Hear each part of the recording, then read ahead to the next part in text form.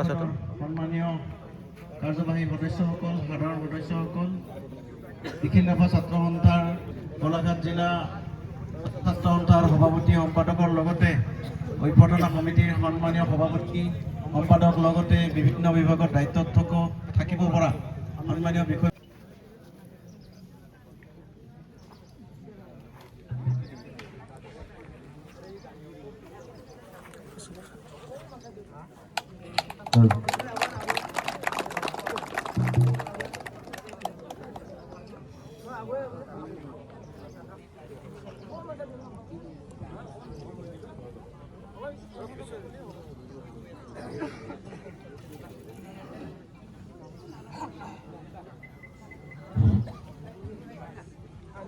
এইবাৰ চৰিত্ৰাৰ্পণ কৰাৰ বাবে আমাৰ মাজত উপস্থিত আছে নিখিল অসমতে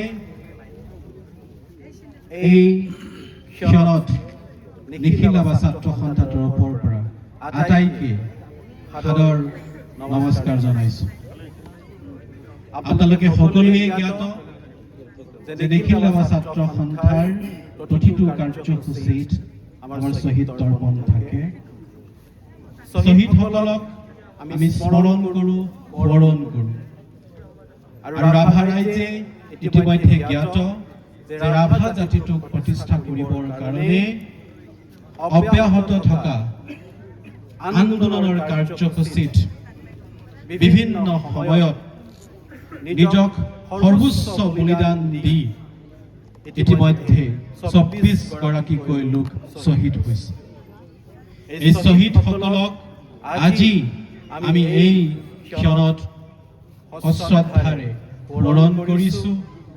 এই শ্বহীদসকলক স্মৰণ কৰি আমি সকলোৱে উপলব্ধি কৰিছোঁ, অনুভৱ কৰিছোঁ যে এই শ্বহীদসকলৰ ত্যাগ আমাৰ বাবে সাহস আৰু প্ৰত্যয়। আৰু প্ৰবন আৰু ৰবীন্দ্ৰ এই তিনিগৰাকীয়ে প্ৰথমতে ২০০৪ চনত আমাৰ এটা কাৰ্যসূচীৰ এটা ঘটনাক্ৰমে তেওঁলোকে শ্বহীদ হ'ব লগা হৈছিল। ২০১০ চনত আন এগৰাকী শ্বহীদ তেওঁ প্ৰয়াত সুভান ৰাভা আৰু ২০১৩ চনত অসম চৰকাৰে জোৰ জবস্ত হেঁচা প্ৰয়োগেৰে ৰাভা আসাম সাহিত্য শাসিত পৰিষদত পঞ্চায়ত ইলেকশ্যন পাতিব খোজাৰ বিপক্ষে থিয় দি হাজাৰ হাজাৰ লোক ওলাই অহাৰ সময়ত একেদিনাই ২০১৩ চনৰ আজিৰ তাৰিখ ১২ ফেব্ৰুৱাৰীত ২৪ জনকৈ লোক শ্বহীদ বৰণ কৰিছে। গতিকে সেই দিন আমি ৰাভা জাতিয়ে কেতিয়াও পাহৰা উচিত নহয়, কাৰণ সেইসকল শ্বহীদৰ কেঁচা তেজে আমাক আৰু অধিক সাহসী কৰি তুলিছে। এই গছপুলি ৰোপণস্থলীত আহিবৰ বাবে অনুৰোধ জনাইছোঁ।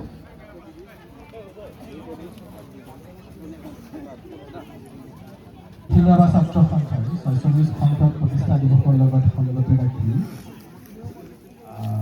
আয়োজন কৰা প্ৰস্তুত কৰি উলিওৱা কাৰ্যসূচীৰ তৃতীয় কাৰ্যসূচী গছপুলি ৰোপণ।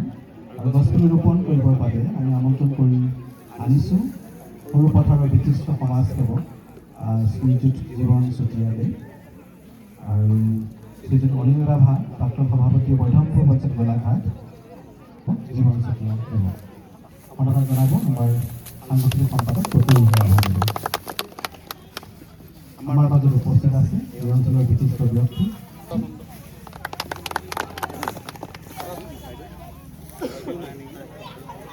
তাৰ লগে লগে এখন ৰাভা জাতীয় পাতেৰে সমাধান জ্ঞাপন কৰিছোঁ। অনুৰোধ জনাইছোঁ, সহযোগ কৰিবলৈ অনুৰোধ জনাইছোঁ আমাৰ সভাপতি দেৱ।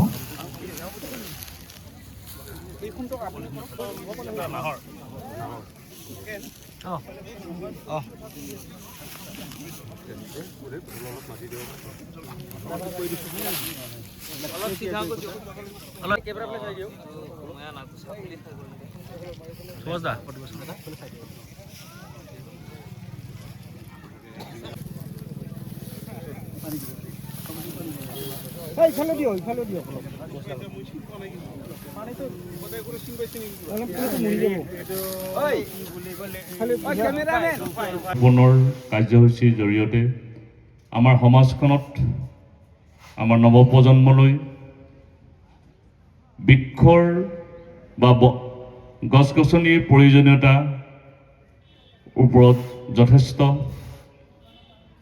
প্ৰভাৱ বিস্তাৰ কৰিব আৰু বৰ্তমান সময়ত গোটেই সমগ্ৰ বিশ্বই যি উদ্যোগীকৰণ যান্ত্ৰিকতাৰ প্ৰভাৱত দিনে দিনে বায়ুমণ্ডলৰ যি উষ্ণতা বৃদ্ধি হৈছে, যাৰ ফলত প্ৰকৃতিৰ ভাৰসাম্য ৰক্ষাৰ ক্ষেত্ৰত যথেষ্ট বাধা জন্মাৰ আমি দেখিছোঁ। প্ৰতি বছৰে আমি দেখিছোঁ যে বায়ুমণ্ডলৰ উষ্ণতা বৃদ্ধি এটা বৰ্তমান মানৱ সমাজ তথা প্ৰতি জীৱকুলৰ প্ৰতি এটা সংকট আহি আছে।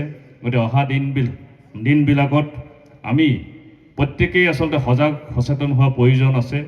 গছ গছনি ৰোপণৰ জৰিয়তে বায়ুমণ্ডলৰ এই যি উষ্ণতা বৃদ্ধি তাক আমি তাৰ বাহিৰে আচলতে বিকল্প নাই।